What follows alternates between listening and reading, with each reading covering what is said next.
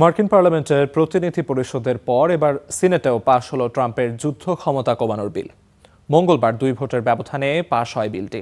বিলটির পক্ষে ভোট পড়েছে 50টি আর বিপক্ষে 48টি। ভোট দেওয়া থেকে বিরত ছিলেন 2 রিপাবলিকান। পক্ষে ভোট দেয়াদের সিংহভাগই ডেমোক্র্যাট প্রার্থী, আর বিপক্ষে ভোট দেয়াদের বেশিরভাগ রিপাবলিকান। তবে 4 রিপাবলিকান সিনেটর পক্ষে ভোট দিয়েছেন, আবার এর বিরোধিতা করেছেন এক ডেমোক্র্যাট প্রার্থীও।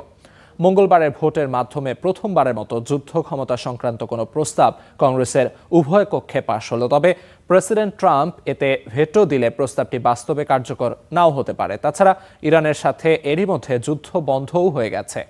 শান্তি আলোচনার অগ্রগতির মধ্যে এই প্রস্তাবের পাশ ট্রাম্পের অবস্থানকে কিভাবে প্রভাবিত করবে তাও স্পষ্ট নয়। তারপরও একে কৌশলগতভাবে গুরুত্বপূর্ণই বলা হচ্ছে।